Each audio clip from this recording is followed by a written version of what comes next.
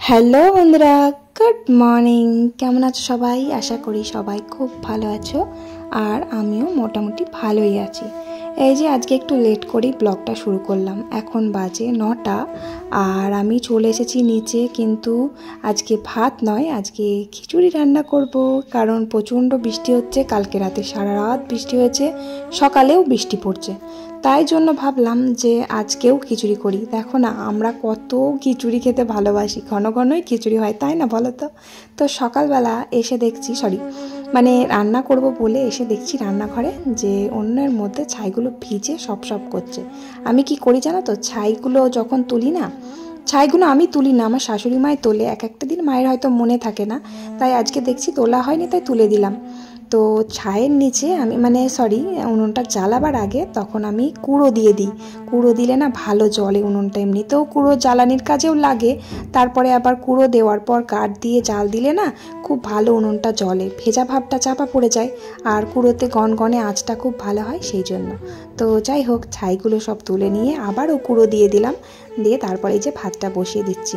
এটা হচ্ছে ছোটো হাঁড়ি করে ভাত বসিয়েছি, দেখতেই পাচ্ছ, কারণ আমাদের তো অনেক বড় হাঁড়িতে করে ভাত হয়। একজনা তো কমেন্টই করেছিল যে তোমরা কয় বেলা রান্না করো।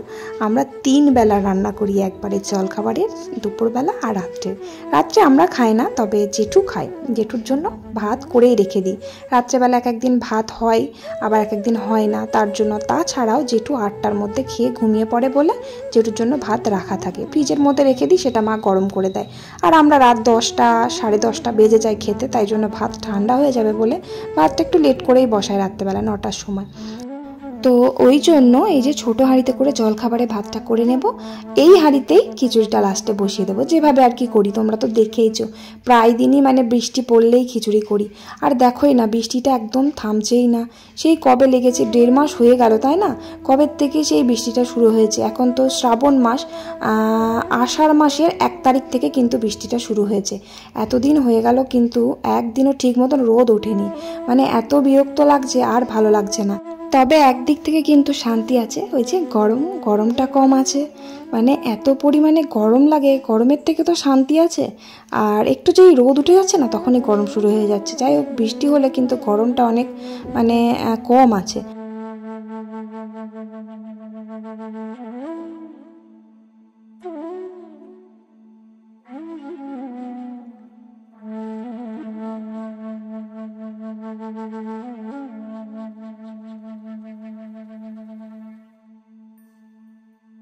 তবে বৃষ্টিটা হলে কি হবে, গরমটা কিন্তু অনেক কম আছে, তাই না? সহ্য করা যায় না যে পরিমাণে গরম। বিশেষ করে আমার বেশি কষ্ট হয়, রান্নাঘরে রান্না করতে গিয়ে প্রচণ্ড গরম লাগে। তো সেই গরমটা কিন্তু অতটাও লাগে না। তবে বৃষ্টি হলেও গরম আছে, কিন্তু অতটাও গরম নেই। কিন্তু এত বৃষ্টি হলেও আবার ভালো লাগে না, সব কিছুতে একটা লিমিট থাকে, তাই না?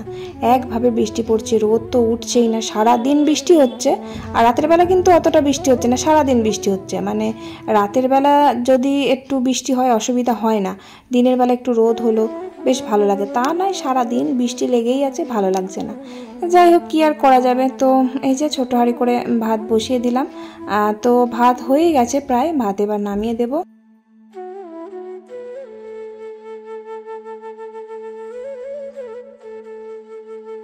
তো ভাত হয়ে গেছে, ভাতটা নামিয়ে দিলাম, দিয়ে যে কলপাড়ে এলাম। যে মোচাগুলো মা কালকে রাতে কেটে রেখেছিল, মোচাটা হচ্ছে যে জেঠু এনেছিল আমাদের গাছের কি কোথাকার আমি জানি না, তবে জেঠু কাল একটা বড় মোচা এনেছিল। তো এবার মোচা তো সে আগের দিন কেটে রাখতে হয়, পরের দিন, তা না হলে সে প্রচুর কষ থাকে। তো তার জন্য মা কালকে রাতে কেটে রেখেছিল। আর মোচা আনলে আগের দিনকেই কেটে রাখি। আবার মোচার আবার গুণ আছে, মঙ্গলবারে কাটতে নেই, শনিবারে হাত দিতে নেই, নানা রকমের গুণ আছে, সব বারে মোচা হাত দিতে নেই। তো যাই হোক, মোচাটা মা কেটে রেখেছিলো, এই যে আমি ধুয়ে নিচ্ছি ভালো করে।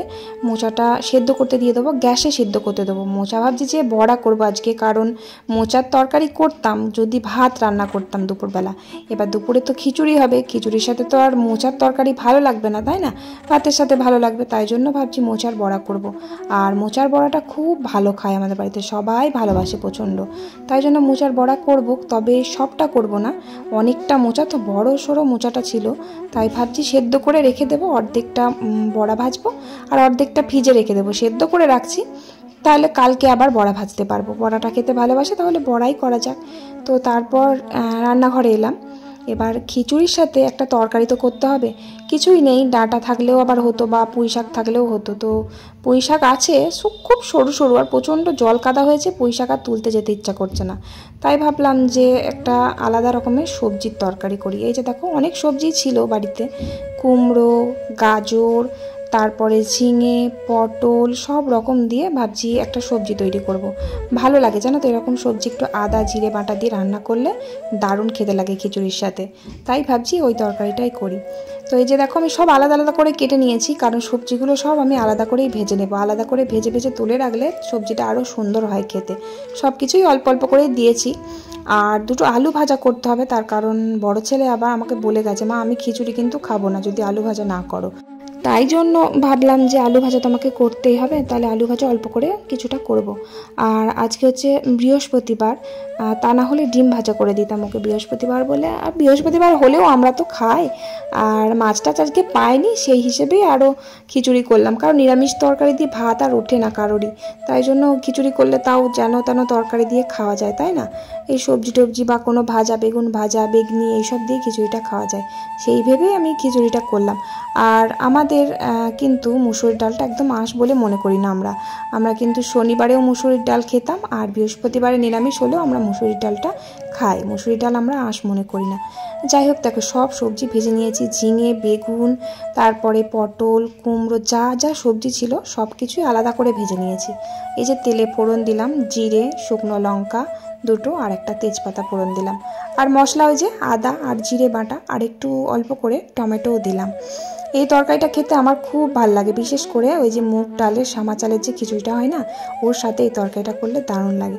আমার তো সামা চালের খিচুড়ি সব থেকে ফেভারিট, খুব ভালো লাগে, কী যে স্বাদ হয়, এত সুন্দর খেতে হয় কি বলবো। তবে প্রেশার কুকারে করলে বেশি ভালো হয়। আমি কখনো কড়াই করিনি, কড়াই বা হাঁড়িতে সামা চালের খিচুড়ি করিনি, প্রেশার কুকারেই করেছি। প্রেশার কুকারে খেতে খুব সুন্দর হয়, দারুণ লাগে, সে ঠাকুরের ভোগের মতন হয়, এত সুন্দর টেস্ট হয়। ঘি দিতে হয় একটু, আর মুগের ডাল দিয়ে করতে হয়, খুব ভালো হয়। যাই হোক এই যে দেখো সব সবজিগুলো তো ভেজে নিয়েছি, অর্ধেক মানে সিদ্ধ হয়ে গেছে, ভাজলেই তো একটু সেদ্ধ সেদ্ধ হয়ে যায়, অল্প করেই জল দিলাম।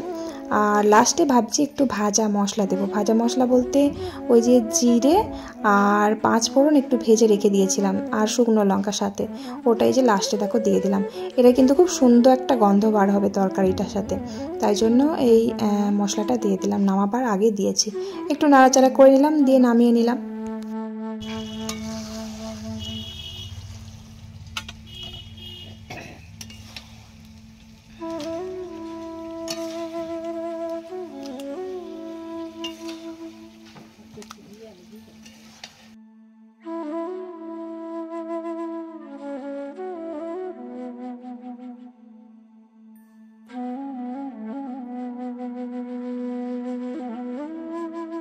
সবজির তরকারিটা দিয়ে এত সুন্দর একটা গন্ধ বার হচ্ছে কি বলবো, ওই যে ভাজা মশলাটা দেওয়ার কারণে খুব সুন্দর হয় এরকম করে তরকারি করলে।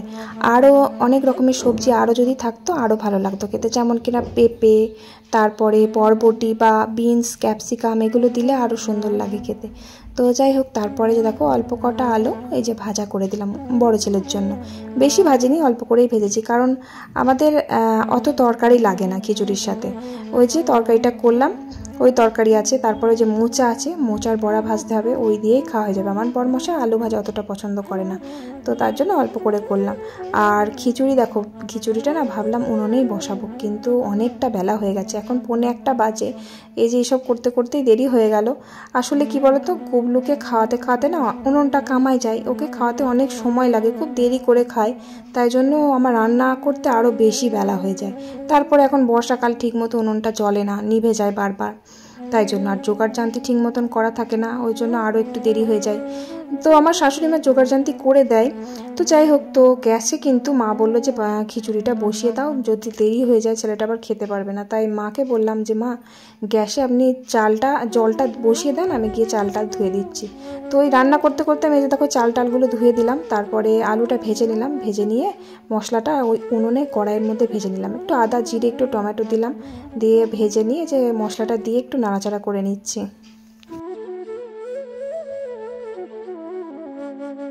তো ওদিকে খিচুড়িটা হচ্ছে গ্যাসে, আর এই যে আবারও চলে এলাম রান্নাঘরে। এই যে দেখো মোচাটা না আমি সব সময় প্রেশার কুকারে সেদ্ধ করি। প্রেশার কুকারে সেদ্ধ করলে কি বলতো খুব সুন্দর নরম হয় আর খেতে দারুণ টেস্টি হয়, আর বড়া ভাজলে আরও সুন্দর হয়, মচমচে হয়। জানি না কেমন হবে খেতে, কড়াই সেদ্ধ করেছি আজকে।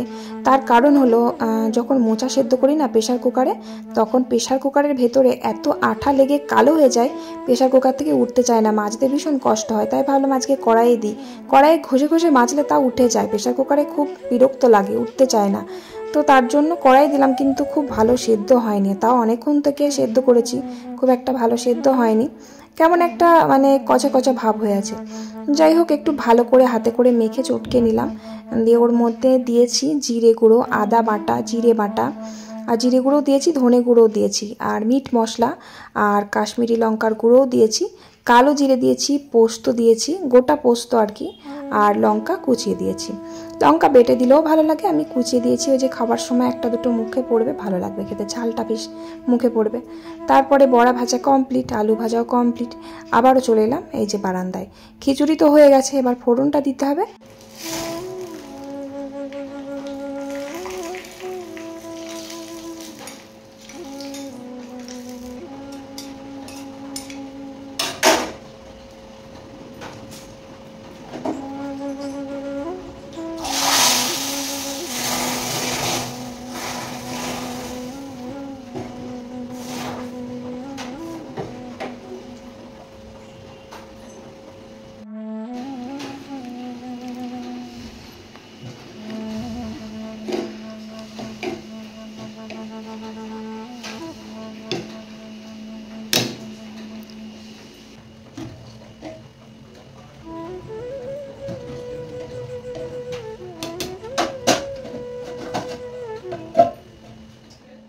ব্যাস খিচুড়ি আমার কমপ্লিট।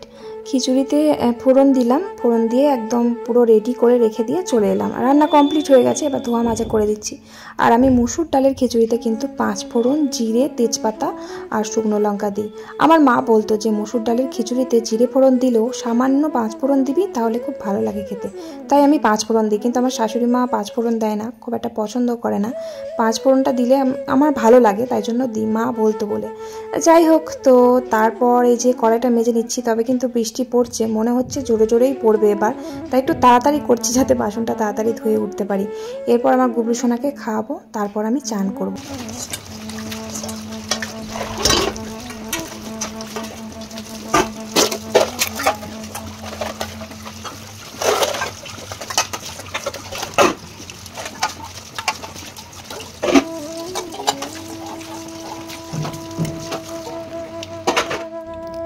এই যে তারপর বাসন কোসন ধুয়ে উপরে এলাম, দিয়ে গুবলুকে আগে তাড়াতাড়ি করে খাওয়ালাম। ও শুয়ে আছে, ঘুমোয়নি এখনও। তারপর আমি স্নান করে এই যে খেতে বসলাম। আর আজকে ভাবলাম যে কলার পাতা আর কাটা হয়তো হবে না, প্রচণ্ড বৃষ্টি শুরু হয়ে গেছিলো, কলার পাতা কে বা কাটতে যাবে। আমার বর ছিল না বাড়িতে, ও গেছিলো মাঠে। তো বাড়ি এসে আমি চান টান করে এসে দেখছি কলার পাতা কাটা হয়ে গেছে অলরেডি। ও কোথার থেকে কেটে নিয়ে এসেছে আমি জানি না, প্রচণ্ড বৃষ্টি হচ্ছে বাইরে, তার জন্যই আমি কাটতে যাইনি, তা না হলে কাটতে যেতাম। আমাদের বাড়িতে তো অনেকগুলোই কলা পাতা আছে, কলা গাছ আছে। আমি বাসনগুলো ধুয়ে মানে হেঁসোটা নিয়ে আর কি যাচ্ছিলাম কাটবো বলে, কিন্তু ভিজে যাচ্ছিলাম, প্রচণ্ড বৃষ্টি, ফোন রাখার জায়গা নেই, তাই জন্য আর গেলাম না কাটতে।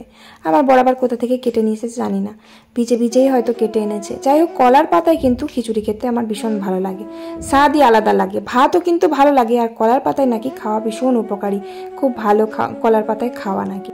ওই যখন কলার পাতার উপরে গরম খাবারটা পড়ে না, তখন যে কলার পাতার যে ফ্লেভার সেটা একদম উপরে উঠে আসে, আর মানে টেস্টই আলাদা হয়ে যায়, এত সুন্দর লাগে। আমার কাকা শ্বশুর কলার পাতায় প্রত্যেক দিন ভাত খায়, প্রত্যেক দিন সকালবেলা জলখাবারের ভাতটা কলা পাতায় খায়, খুব ভালোবাসে খেতে, সেই জন্য। তো মোচার বড়াগুলো একটু না নুন চড়া হয়ে গেছিলো, একটু নুন বেশি হয়ে গেছিলো, বুঝতে পারিনি। তো ভালোই লাগছিল খেতে, কিন্তু একটু নুন বেশি। তবে সবজিটা খিচুড়ির সাথে জাস্ট ফাটাফাটি লাগছিল, এত সুন্দর হয়েছিল না সবজিটা, কি বলবো। আমার তো ওই সবজি দিয়েই বেশি ভালো লাগলো খেতে। তারপর খাওয়া দাওয়া শেষ করলাম, খাওয়া দাওয়া শেষ করে এই যে বাসনগুলো ধুয়ে নিচ্ছি।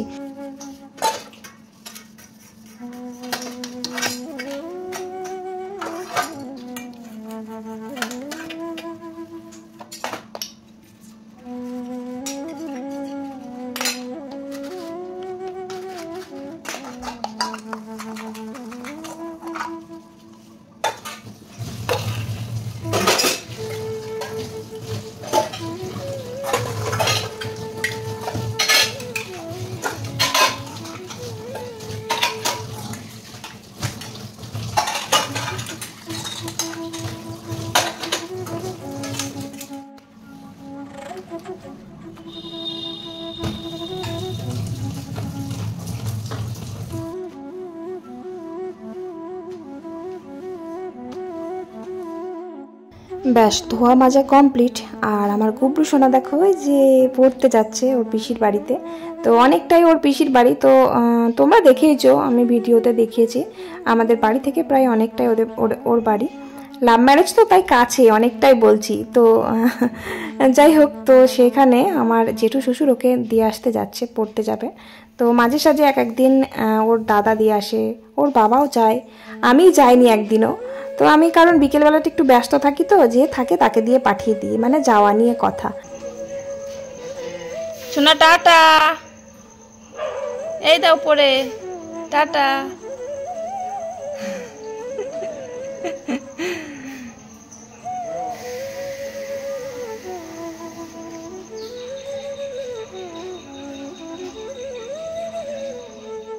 তারপরে গুবলু চলে গেল পড়তে, আমার বড় ছেলেও চলে গেল পড়তে, আর আমি চলে এলাম ছাদে।